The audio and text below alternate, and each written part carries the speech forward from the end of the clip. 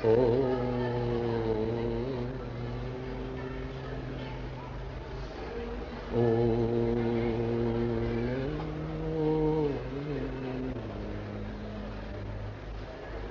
मंगलमय मंगल करण वीतराग विज्ञान नमो ताहि जाते भये अरहंतादि महान जो विद्यादि सागर सुधी जो विद्यादि सागर सुधी गुरु हैं हितैषी शुद्धात्म में निरत नित्य हितोपदेशी वे पाप ग्रीष्म ऋतु में जल है सयानी पूजूं मुझे सतत केवल ज्ञान पाने पूजूं मुझे सतत केवल ज्ञान पाने। बोले भगवान महावीर स्वामी की, आचार्य कुंद कुंद स्वामी की, आचार्य गुरुवर विद्यासागर मुनि महाराज की।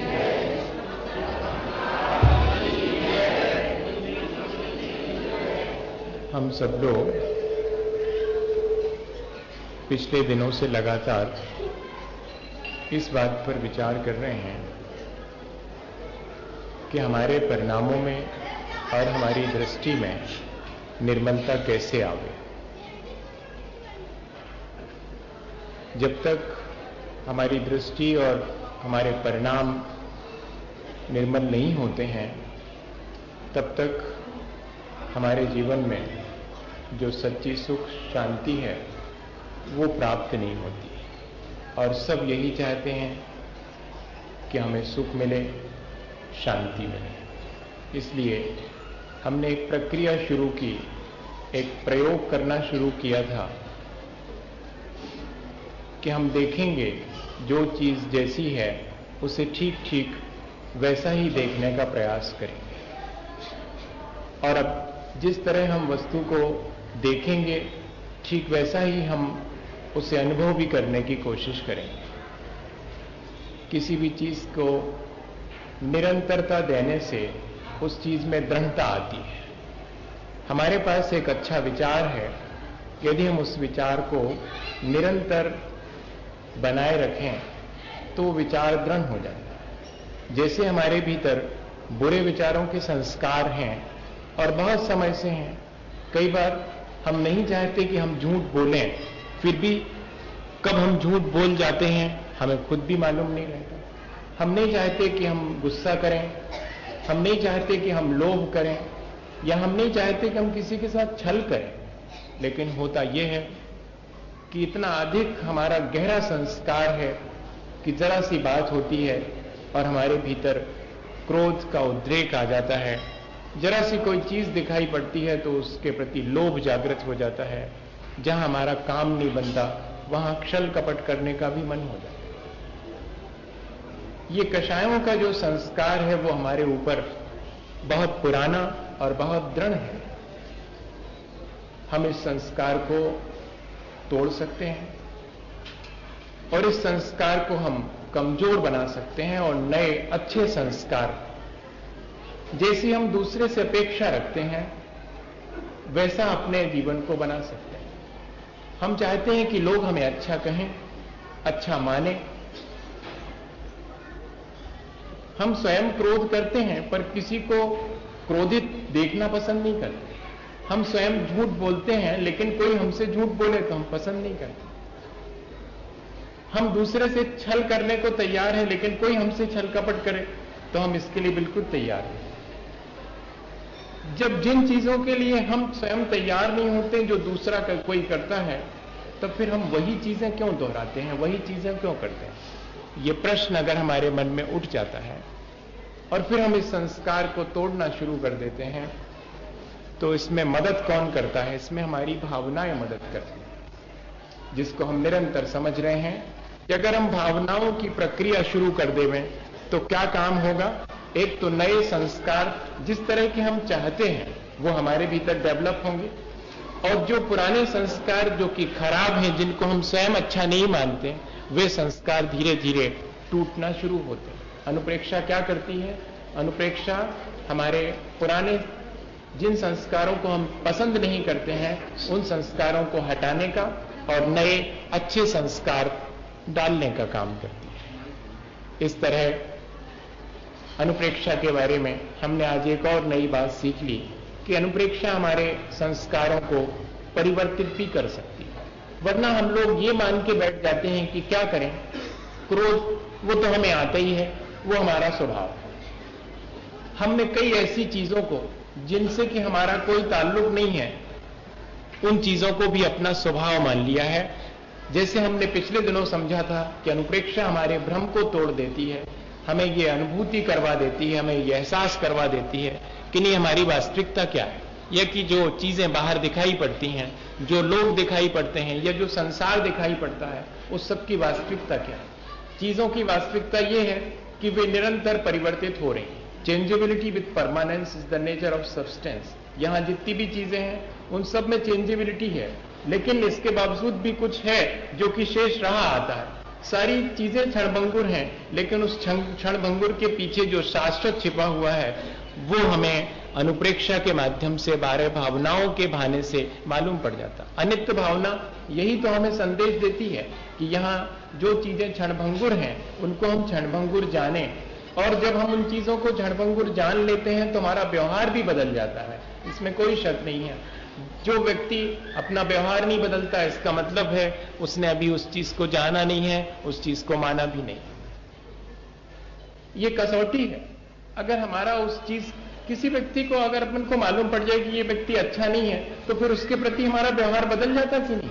जब तक हम जान रहे थे कि ये बहुत बढ़िया व्यक्ति है, या कि कोई व्यक्ति हम सोचते हैं कि बुरा है और धीरे धीरे उसके संपर्क में आने से मालूम पड़ जाए कि नहीं ये तो बहुत अच्छा व्यक्ति है, तो फिर हमारा व्यवहार बदलता कि नहीं बदलता जानने के बाद। इसी तरह चीजों को हमने जान लिया कि ये सब चीजें यहां जो भी दिखाई पड़ती हैं, क्योंकि जो दिखाई नहीं पड़ता है वही तो वास्तव में हमें देखना है। जो दृश्य जगत हमारे सामने है उसके पीछे जो अदृश्य छिपा हुआ है वो हमें जानना है, और वो अगर हमने जान लिया तो हमारी दृष्टि निर्मल होगी, हमारे परिणाम अपने आप निर्मल होना शुरू हो जाए। हम लोग वास्तविकता को नहीं जानते हैं, डिनायल ऑफ रियलिटी कहलाती साइकोलॉजी में। हम लोग वास्तविकता से पलायन करते हैं। जो चीज जैसी नहीं है, हम जैसे नहीं है वैसा हमने मान रखा कई चीजों में। जो व्यक्ति जैसा नहीं है, जो वस्तु जैसी नहीं, उसको हम वैसा मान लें तो फिर तो कोई संभावना रहती ही नहीं है कि हम उस चीज को ठीक ठीक समझ पाएंगे। तो पहली चीज हमने अनुप्रेक्षा से समझी थी कि वो हमारे भ्रम को तोड़ती है, हमें वास्तविकता से परिचय कराती है, और वास्तविकता से परिचय होने पर हमारा मोह धीरे धीरे, हमारी अज्ञानता धीरे धीरे दूर होने लगती। आज हमने ये भी समझा, एक हमारी अज्ञानता दूर हो जाए तो हमारी दृष्टि निर्मल हो जाएगी, और अब हमें परिणाम भी निर्मल करना है। तो हमने ये भी समझा था कि अनुप्रेक्षा हमें सुख दुख के बीच समत्व सिखाती है, हमें समता से उन चीजों को फेस करना सिखाती है, क्योंकि सुख और दुख सब कर्माश्रित हैं और वो कर्मों की जिम्मेदारी हमारी अपनी है। इसलिए हम उसके बीच जितना चाहें उतना समता अपने भीतर ला सकते हैं। वास्तविकता मालूम पड़ने पर समता में देर नहीं लगती। हमने एक उदाहरण भी समझा था कि कांच का सामान हम लेके आए हैं, और हम अगर पहले से ये तय करके रखें कि किसी भी दिन धक्का लगेगा और हमारे हाथ से या किसी और के हाथ से टूट करके गिर जाएगा, तो फिर हम जब टूट के गिरेगा तब दुखी काय को होंगे। और जब उसको एक दिन टूट ही जाना है, तो आज जब वो सामान हम लेके आए हैं तो वो हमको कोई ज्यादा हर्ष भी नहीं दे पाएगा, हम हर्ष और विषाद दोनों से बच जाएंगे। ये भी हमने अनुप्रेक्षा के माध्यम से सीखा था। आज हमने सीखा है कि हमारे अंदर जो संस्कार पड़े हैं, जिन संस्कारों को हम अनादिकाल से अपने साथ, जो हमारे अपने नहीं हैं और वे हमारे साथ एक में हो गए हैं, हमारी आदत में शुमार हो गए हैं। Habit is the second nature, ऐसा कहा गया कि जो आदतें हैं वे हमारा दूसरा स्वभाव है, हमारा वास्तविक स्वभाव नहीं है वो। लेकिन आदत की वजह से हमें ऐसा लगने लगता है कि ये भी हमारा स्वभाव है, ये भी हमारी नियति हो गई है, अब हम क्या करें, इससे हम बच ही नहीं सकते हैं। ऐसा नहीं है। अनुप्रेक्षा बार बार करने से, भावनाएं बार बार करने से हमें ये विश्वास जागृत होता है कि नहीं, हम अपने बुरे संस्कारों को तोड़ सकते हैं और अच्छे संस्कारों को अपने भीतर डाल सकते हैं। जैसा हम विचार करते हैं वैसा ही हमारा जीवन होना शुरू हो जाता है। ये बहुत मार्क करने वाली चीज है। जैसा हम विचार करते हैं, या कि ये कहें कि जैसे हम होते हैं वैसा हम विचार करने लगते हैं। The style is the man और मैन इज द स्टाइल, ऐसा भी लिखा हुआ है कि एक व्यक्ति किस तरह जीता है इससे मालूम पड़ता है कि वो कैसा है, और दूसरी चीज वो जैसा है वैसे ही तो जिएगा। एक व्यक्ति भीतर से चोर है इसलिए उसने चोरी करी है, उसने चोरी करी है इसलिए चोर है। देखिएगा दोनों चीजें। ठीक इसी तरह हमारे साथ भी कि हम जैसा जिस तरह का विचार अपने बारे में करने लगते हैं या इस संसार के बारे में करने लगते हैं, वैसे ही हमारा व्यवहार होना शुरू हो जाता है। तो एक बहुत छोटी सी घटना है, बहुत प्रचलित है वो, कि एक युवक पहुंचा था किसी साधु के पास में और उसने कहा कि मैं इस संसार की वास्तविकता को समझना चाहता हूं। अब कोई व्यक्ति संसार की वास्तविकता को तो समझना चाहे और संसार के भ्रम को ना जानता हो तो बहुत मुश्किल होगी, पहले भ्रम बताना पड़ेगा। जो व्यक्ति जितना ज्यादा झूठ बोलता है वो सच को उतना ही अधिक जानता है, ऐसा हिसाब है। जो व्यक्ति जितना ज्यादा क्रोध करता है वो उतना ही क्षमा से भी परिचित है, तभी तो गुस्सा कर रहा है। वो सच को जानता है इसलिए तो झूठ बोल रहा है। अरे ऐसा है, आप थोड़ा सा गौर करके देखिएगा इस चीज को। झूठ बोलने वाले को सच मालूम है, वरना वो झूठ कैसे तो बोलता, जैसा था वैसे ही ना बोल देता। इसी तरह जिस व्यक्ति को भ्रम मालूम पड़ जाए उस व्यक्ति को वास्तविकता से परिचय जरूर हो जाए, लेकिन जब तक उसे भ्रम मालूम न पड़े वो वास्तविकता को जान नहीं सकता। अपना इसीलिए लिखा है कि बिन जाने ते दोष गुणन को। हम गुणों को जान लेवे और दोषों से अपरिचित रहे आए तब हम गुणों को महत्व नहीं दे पाएंगे। हमें अगर सुख ही सुख हो तो हम सुख का महत्व नहीं समझ पाएंगे। बीच में दुख आकर के हमें सुख के महत्व को बता देता है। किसी भी चीज को हम महत्वपूर्ण नहीं माने अगर वो हमसे विलग ना होती हो, वो हमसे अलग हो जाती है, वो हमसे छूट जाती है, इसलिए हम उसको महत्वपूर्ण मानने लगते हैं। जीवन उस समय महत्वपूर्ण मालूम पड़ता है जब मरण की वेला आ जाती है। कह रहे हम ठीक से जी नहीं पाए और पूरा हो गया जीवन, थोड़ा और मिल जाए, थोड़ा और मिल जाए। तो इतने दिन से जी रहे थे तब तो ध्यान नहीं दिया, अब कह रहे हैं कि थोड़ा सा और मिल जाता।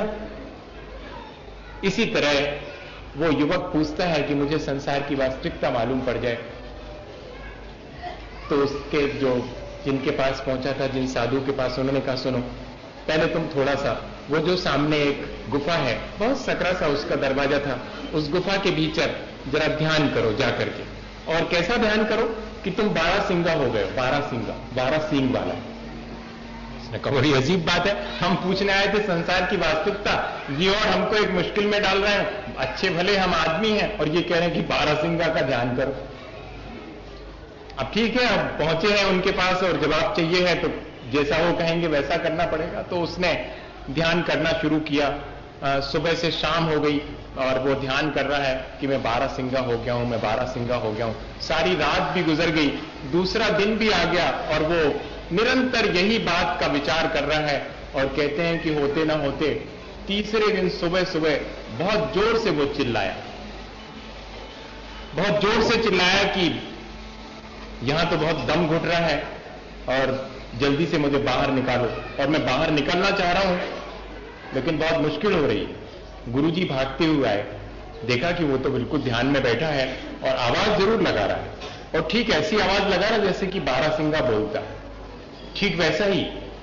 इतना अधिक वो एक मेक हो गया उसके साथ और उसे लगने लगा कि जैसे वो 12 सिंगा हो गया। और जब गुरुजी ने कहा कि तू निकला धीरे से, तो उसने कहा कि देखिए आप मेरे साथ मजाक मत करिएगा, इतना छोटा दरवाजा है कि सींग फंस रहा है, जरा ठीक करो उसको। वो ध्यान में बोल रहा है इस तरह से। तो गुरुजी ने जोर से उसे हिलाया, जाग गया वो। उसने कहा निकाल आओ बाहर। तुम अभी थोड़ी देर पहले क्या कह रहे थे? उसने कहा, मुझे लग रहा था, अब मुझे मालूम पड़ा कि मैं बारहसिंगा नहीं हूं जब मेरा ध्यान टूटा, लेकिन उसके पहले तो मुझे यही लग रहा था कि मैं बारहसिंगा हो गया हूं। सपने में क्या कहते हैं, राज सुख पायो फिर मूर्ख रुदन मचा। हमारे साथ भी यही स्थिति है, जरा देर से समझ में आती। वास्तविकता जानने से पहले भ्रम जान लो कि थोड़ी देर पहले तुम अपने को बारहसिंगा मान करके ठीक वैसे ही व्यवहार कर रहे थे। इस संसार में भी हम अपने को पता नहीं क्या क्या मान के व्यवहार करते हैं और इतने एक नेक हो जाते हैं। अपने आत्मा से एकत्व होना बहुत मुश्किल हो गया है, दूसरी चीजों से हमारा इतना एकत्व हो गया।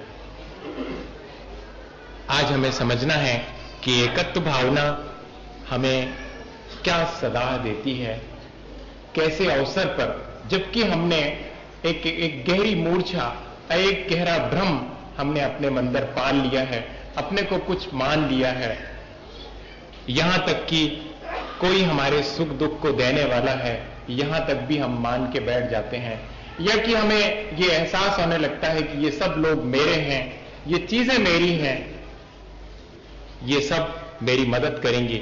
और जितनी जितनी मेरेपन की सीमा बढ़ती चली जाती है, उतना उतना भ्रम डेवलप होता है, लेकिन हमें वो भ्रम नहीं मालूम पड़ता है, वो सच्चाई मालूम पड़ती है कि जितने लोग मेरे हैं, एक अहंकार मुझे मेरे भीतर आने लगता, या कि मेरा कोई नहीं है, दीनहीन होने की स्थिति बन जाती है। दोनों ही स्थितियों से एकत्व भावना हमें दूर करती है, हमें बचा लेती है।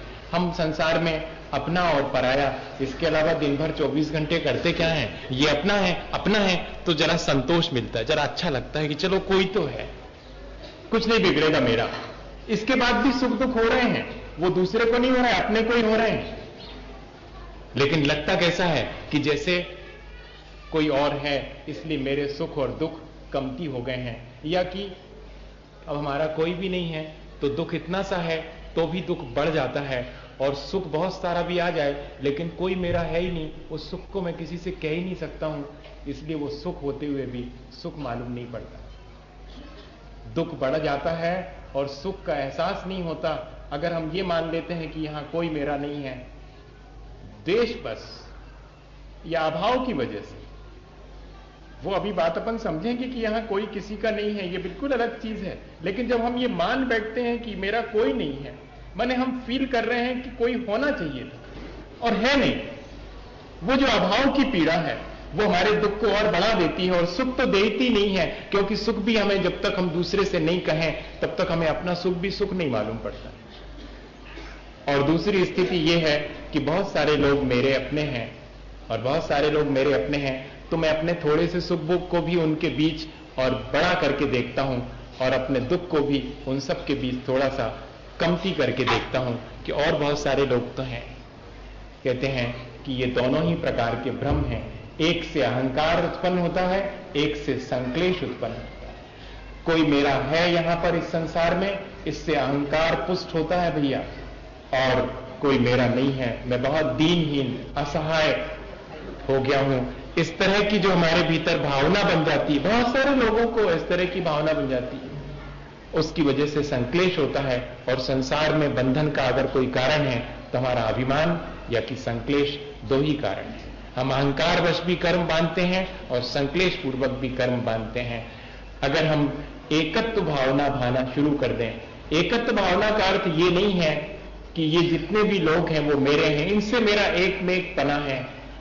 जन्मे मरे अकेला चेतन, सुख दुख का भोग, और किसी का क्या एक दिन ये देह युदी होगी। पढ़ने में तो बहुत अच्छा लगता है, कोई दिक्कत नहीं है पढ़ने में, तो पढ़ना तो चाहिए कम से कम, फिर विचार करना चाहिए कि क्या ठीक लिखा है इसमें, जन्मे मरे अकेला चेतन। हाँ ठीक तो लिखा है, जन्म हम लेते हैं तो ट्विंस तो कभी कभार पैदा होते हैं किसी मां से, लेकिन एक अकेले ही पैदा होते हैं। हाँ बिल्कुल ठीक कह रहे हैं, जन्म तो हमने अकेला लिया, मरण वो भी अकेले ही करना पड़ेगा, लेकिन बीच में तो साथ में रह सकते हैं। इसमें कहां लिखा हुआ है कि, यही तो लिखा है कि जन्मे मरे अकेला चेतन, तो ठीक तो लिखा हुआ है। जन्म अकेले होता है वो भी हमने मान लिया, मरण अकेले होता है वो भी मान लिया, लेकिन बीच में तो सब लोग रहते हैं हमारे अपने। ऐसा अर्थ निकाल सकते हैं इससे, लेकिन आगे वाली लाइन धीरे से कह रहे हैं सुख दुख का भोगी, इस पर विचार करना। कोई कितना भी आपका अपना हो, लेकिन सुख दुख तो हमें अपना अपना अकेले अकेले ही भोगना पड़ेगा। कोई शेयर नहीं कर सकता है, बाकी चीजों में शेयर कर सकता है, वो हमारे सुख दुख में निमित्त बन सकता है, लेकिन सुख दुख तो हमें स्वयं ही भोगना पड़ता है। और जब इसके बाद भी थोड़ी भीतर में अभी लगाव बना रहता है, एकत्व नहीं आता है, अपनी स्वाधीनता का बोध नहीं होता है, अपने एकाकीपन का बोध नहीं होता है, तब फिर कहते हैं कि एक दिन ये देह भी जुदी हो जाएगी, फिर किसको तुम अपने साथ रखना चाहते हो? अपने आप को अपने साथ रखना चाहते हो या अपने अलावा और सब चीजों को भी अपने साथ मानते हो? तो ये देह भी एक दिन जुदी हो जाएगी। और एक जगह और मेरी 12 भावना में लिखा है, शुभ अशुभ कर्म फल जेते, भोगे जिए एक ही तेते। बाकी नीचे वाली लाइन नहीं कहना है, नीचे वाली लाइन से तो थोड़ा दुख पहुंचता है कि सुत दारा हो नसीरी, अरे क्या ताहे, ये तो हमारे तो सब हैं, इनने घर छोड़ दो, सो इन्हें सब हरा दिखा रहा, अभी हमारे इतने सब परिवार बंधु जन हैं, तो ऊपर की लाइन अच्छी है, वह नीचे वाली नहीं। ऊपर की तो ठीक है कि शुभ अशुभ कर्म फल देते, भोगे जिए एक ही तेते, एक अकेले तो भोगना पड़ता है, लेकिन बाकी जो नीचे वाली लाइन है वो जरा कष्टप्रद मालूम पड़ती है। नहीं, वास्तविकता कष्ट नहीं देती है, वास्तविकता तो सुख देती है। और अगर हमें वास्तविकता कष्ट देती है, इसका मतलब है हमारा कहीं अज्ञान या कि मोह। हम अगर किसी को अपना मान लेते हैं, उससे इतने एकमेक हो जाते हैं, तब हमें दुख होना शुरू होता है। और अगर हम उसके साथ जी रहे हैं, एकत्व भावना का अर्थ ये बिल्कुल नहीं है कि आप सबसे अलग थलग होकर के अपनी बटलोई में और अपना एक दाना अलग पकाओ, ऐसा नहीं है। परिवार से छिटक के या कि समाज से और देश से छिटक करके दूर हो जाना, इसका नाम एकत्व नहीं है, बल्कि सबके बीच रह करके भी अपने को अकेला मानना, अपने सुख दुख की जिम्मेदारी अपने ऊपर ले लेना, ये एकत्व भावना है। हमें किसी से कोई सहयोग की अपेक्षा नहीं है, लेकिन हम सबके सहयोग के लिए हमेशा तत्पर हैं, ये सिखाती है एकत्व भावना। हमें स्वार्थी नहीं बनाती एकत्व भावना, हमारे स्वार्थ को तोड़ देती है। सुत दारा हो न सीरी, इसमें ऐसा लग रहा है कि जैसे हम निस्वार्थ हो गए हैं। जो लोग सुत दारा और परिवार जिनको अपना मानते हैं बड़े स्वार्थी हैं, ये वास्तविकता है। कमला चलत न पैण जाए, मरघट तक परिवारा, अपने अपने सुखों रोबे पिता पुत्र दारा। वास्तविकता ये है, ठीक है, सब हमारे अपने हैं, लेकिन वे हमारे अपने इसलिए हैं क्योंकि हमें उनका सहयोग करना है, उनसे हमें किसी सहयोग की आकांक्षा है, ये हमारा भ्रम है। सब एक दूसरे से सहयोग की आकांक्षा रखते हैं और सब दुख पाते हैं। और अगर सब एक दूसरे के सहयोग की भावना रखें, मुझे दूसरे का सहयोग करना है तो इसमें सुख मिलने वाला है, मुझे दूसरा सहयोग करे इसमें सिवाय दुख के कुछ नहीं मिलने वाला। एकत्व भावना हमें यह सिखाती है कि हमें तो सबका सहयोग करना है, लेकिन हमें किसी के सहयोग की आकांक्षा नहीं करनी है। हमें निस्वार्थ बनाती है एकत्व भावना। दोनों चीजों में स्वार्थ है, ये सब मेरे अपने हैं या हमारा कोई नहीं है। दोनों ही चीजों को बहुत बहुत गौर से देखें, दोनों में स्वार्थ है और वो स्वार्थ ही हमारी पीड़ा का कारण बनता है। तो एकत्व भावना भा करके हम अपने उस स्वार्थ को कम कर सकते हैं। आज अगर संसार में चाहे वो वस्तु हो, चाहे व्यक्ति हो या कि कोई और परिस्थिति हो, हम सब चीजों से अपने स्वार्थ की वजह से और कोई लाभ नहीं ले पाते हैं। वस्तु का उपयोग करना बुरी बात नहीं है, लेकिन वस्तु को मेंडल्स होकर अपना उस पर अधिकार आरोपित करना, ये सबसे ज्यादा दुख का कारण है। ये चीज हमको समझ में आनी चाहिए। बहुत पुरानी घटना है, जब मैं सन 86 में और गढ़ाकोटा में चतुर्मास कर रहा था, उस समय मेरे साथ ये घटना घटी थी। अचानक ही ऐसा हुआ कि बुखार आना शुरू हुआ। मुझे वो अनुभूति आज भी है। और बुखार आना शुरू हुआ और बहुत अधिक बुखार आया, करीब 2.5-3 डिग्री तक बुखार था। लेकिन उस दिन इतवार का दिन था, तो साथ में मुफ्ती सागर जी भी थे। तो मैंने कहा अपन दोनों तो हैं, अब इतने लोग आए हैं, धर्म ध्यान भी उनका आवश्यक है, आप जाओ प्रवचन कराओ। इतनी दूर था वो मंदिर से पंडाल, जितना कि अपन वहां बैठे हैं और ये यहाँ मंच लगा हुआ है। तो उनको भेज दिया, वो तो बहुत मुश्किल से गए। अब मेरे पास ब्रह्मचारी जी थे, उनसे भी कहा कि आज तुम भी थोड़ा सुन के आ जाओ प्रवचन, हम तो कोई बात नहीं, आराम से लेटे हुए। अब उस बीच में कोई नहीं था वहां पर। आपको याद हो कि पटेरिया मंदिर में और बहुत चौड़ी चारों तरफ परिक्रमा है गढ़ाकोटा में, और एक कोने में लेटे हुए हैं, और वहां से अगर आंख उठा के देखो तो दूर दूर तक कोई नहीं है, सन्नाटा खिंचा हुआ है। अब थोड़ी देर के बाद बुखार बढ़ना शुरू हुआ तो पता नहीं कितना हो गया होगा, लेकिन एक क्षण को ऐसा अनुभव हुआ कि कोई होता पास में तो पता नहीं उससे 2 शब्द कह लेते, और फिर उसके बाद अगर सांस रुक जाती तो क्या कर लेंगे, इस तरह का लगा। हर एक व्यक्ति के जीवन में ऐसा होता है, मेरे अपने जीवन में हुआ है ऐसा नहीं है, लेकिन उन क्षणों में हम सचेत नहीं हो पाते हैं, इसलिए हम उस चीज को अपने भीतर अनुभूति को रख नहीं पाते हैं। बाद में वो हमारे काम आ जाए ऐसा हम सोचते ही नहीं, उस परिस्थिति से बाहर हो जाते हैं तो लगता है सब तो ठीक है, फिर उसी में लीन हो जाते हैं। तब एक क्षण को चटाई से बाहर मुंह निकाल के मैंने देखा वहां कोई नहीं है। एक क्षण को लगा कि कोई होता, तब मेरी आदत में है कि पेन और कागज अपने पास ही रखता हूं, फौरन जो है उस स्थिति में भी, और मैंने लिखा था उस पे अपने कागज पर कि आज महसूस हुआ कि यहां कोई किसी का नहीं है, इसलिए क्योंकि सबको अपने सुख दुख अकेले ही भोगना पड़ा। इसलिए नहीं कि कोई किसी का हो नहीं सकता, नहीं, इसलिए कि कोई किसी के सुख दुख को शेयर नहीं कर सकता है। आज ऐसी अनुभूति हो रही, और उसके बाद आराम से जो है फिर कब बुखार कम हो गया और कब सब लोग यहां आ गए मेरे पास में, मुझे उतनी देर, आधे घंटे कुछ भी याद नहीं है। लेकिन दूसरे दिन जब आहार करके जो कुछ भी लिया गया वापस लौटा था तो सीधे आके अपने उस पर बैठ गया था। लोगों ने कहा यही तो आपके साथ मुश्किल है, आप अस्वस्थ हैं और थोड़ा विश्राम करिएगा। मैंने कहा कि अच्छा विश्राम करिएगा, अब तो मैं विश्राम नहीं करूंगा। कल जब मेरी अगर सांस निकल जाती तो कौन था मेरे साथ, अब मैं सजग रहूंगा और सावधान रहूंगा। उस दिन के बाद से मैंने दोपहर में लेटने का त्याग किया था, तब से आज तक जो है बहुत ऐसी कंडीशन आ जाए कि अब तो संभव ही नहीं है, काम ही नहीं चलेगा, तब जो है पैर फैला के लेट जाऊंगा, वरना लेटूंगा नहीं। दोपहर में 10 बजे के पहले रात के नहीं लेटूंगा। आप ऐसा कोई संकल्प कर सकते हैं हमेशा जागृत होने के लिए कि यहां पर मुझे अपनी जिम्मेदारी है कि सुख दुख को मुझे अपने अकेले भोगना पड़ेगा। लोग हमको क्या सिखाते हैं, लोग हमको यहां पर संसार में थोड़ा सा भ्रम में जीना सिखाते हैं और कुछ नहीं। जब कोई किसी को दुख आता है तो फौरन पहुंच जाते हैं, भैया धैर्य रखो सब ठीक हो जाए, मगर भोगना तो अपने को ही पड़ता है। कोई कमती कर लेता है क्या? एक बार एक घटना और है, मैं आपको बताऊं। एक साधु जी थे, तो किसी का बेटा नहीं रहा, तो वो उनके पास पहुंचा तो बड़ा दुखी था। साधु जी ने उनको समझाया कि देखो भैया जन्म मरण तो लगा ही हुआ है और सबको अपना सुख दुख अकेले ही भोगना पड़ता है। उसके समझ में आई बात, बहुत जब समझाया उसको चला गया, वो शांत हो गया, उसके परिणाम शांत हो गए। एक दिन की बात, वो जब साधु जी की कुटिया के सामने से निकला तो वहां से रोने की आवाज आ रही थी। उसने झांक के देखा कि मामला क्या हुआ, तो साधु जी रो रहे थे। तुमने कहा इनको क्या हो गया होगा, तो इनका भी कोई शायद संबंधी होगा और वो नहीं रहा होगा इसलिए रो रहे हैं।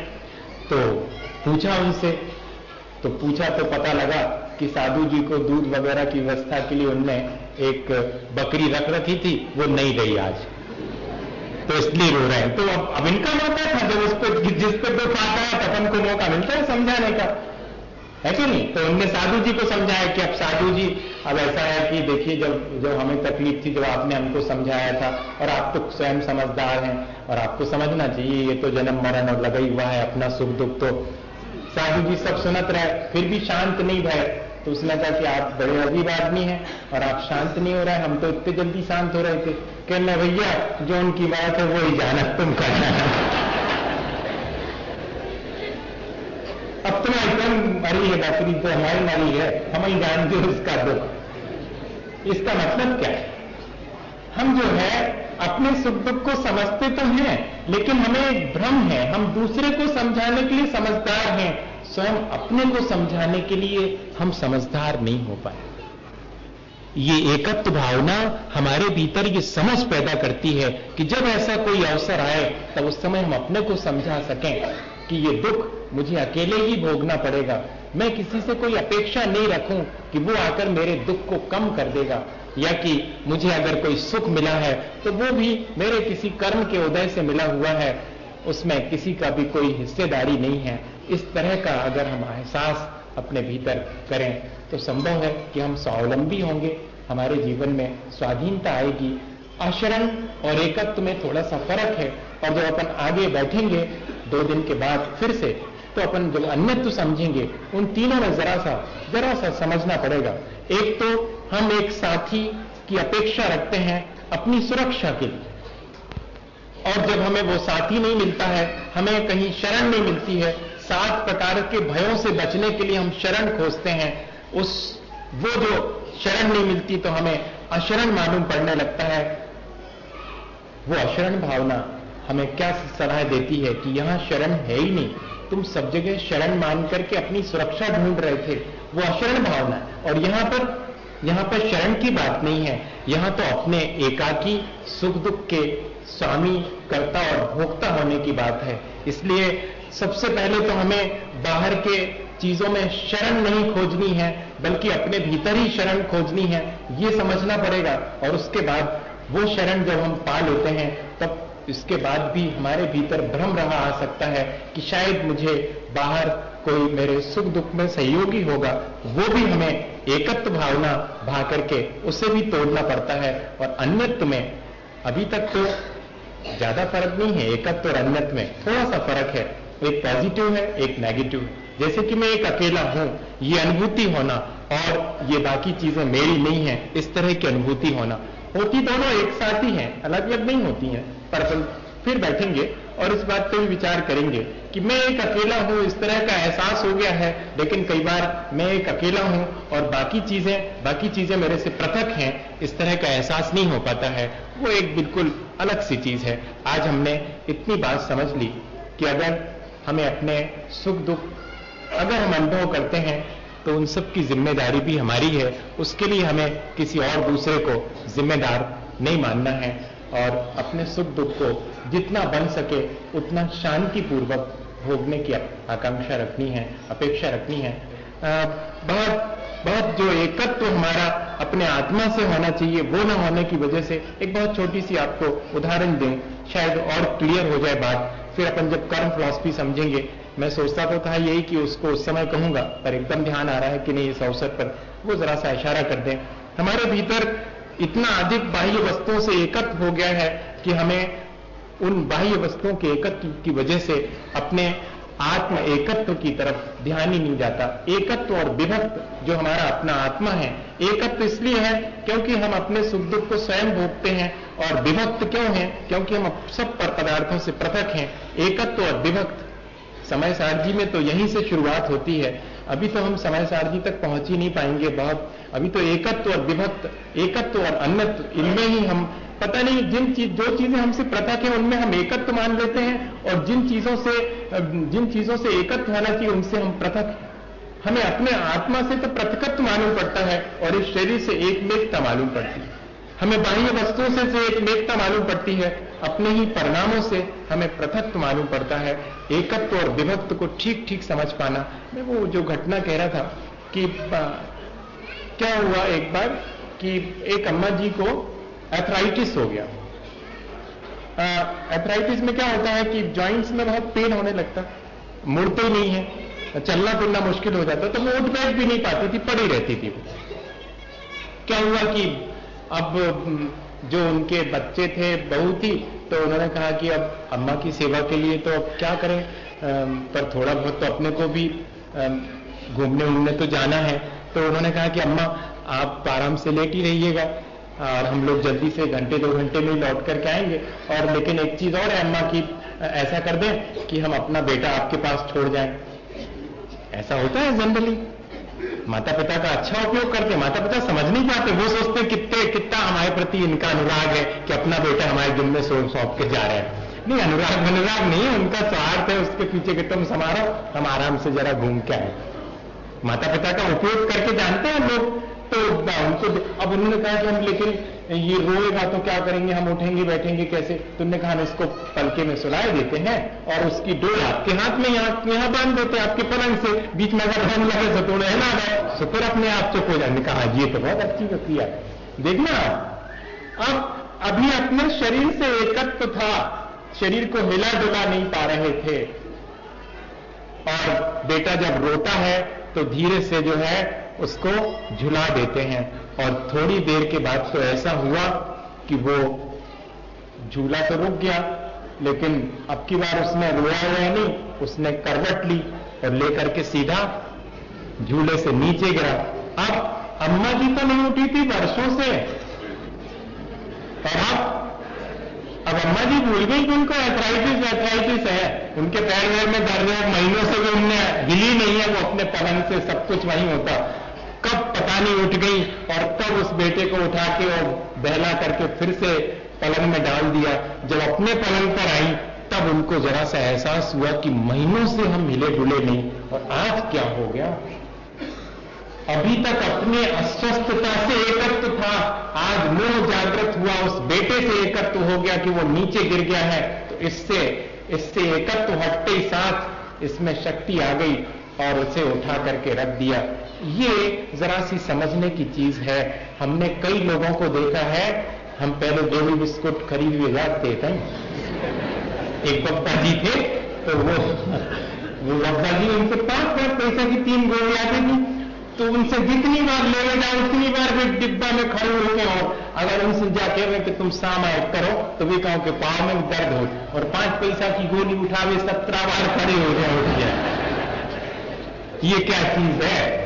यही है हमारा एकत्व। जिस चीज में हमने मान लिया है उस हिसाब से हमारा जीवन होना शुरू हो। इतनी छोटी सी बात हमारे समझ में नहीं आती है, हम अगर उसी एकत्व को अपने आत्म गुणों के साथ कर लें और बाह्य वस्तुओं को भूल जाएं, तो कोई चीज भी हमें सुख दुख नहीं दे सकती है। और सुख दुख अगर होगा भी और हम अपने आत्म स्वरूप में लीन रहेंगे, जो हम बहुत ऊंची स्थिति की बात कह रहे हैं। एक तो आत्मा में स्थिर रहने वाले को सुख दुख होने के बाद भी अनुभव नहीं होता, बाइदर भी हमें सुख दुख का अनुभव भी होता है, और उसी क्षण हम उस सुख और दुख से अपना एकत्व हटा लें और अपने आत्मा की तरफ चले जाएं, तो ये एकत्व भावना हमारे उस सुख दुख से हमें आसानी से बचा सकती है। मैं सोचता हूं कि हम सब अगर इस तरह की भावनाओं को थोड़ा थोड़ा समय निकाल करके सुबह शाम 10 मिनट तो बैठना ही चाहिए और शांति से इन चीजों पर विचार करना चाहिए। जिसकी जितनी बुद्धि है, कोई जरूरी नहीं कि बहुत सारा ज्ञान हो गए तभी, पर अपने जीवन में जो अपन अनुभव करते हैं उन अनुभव से भी ज्ञान प्राप्त करना चाहें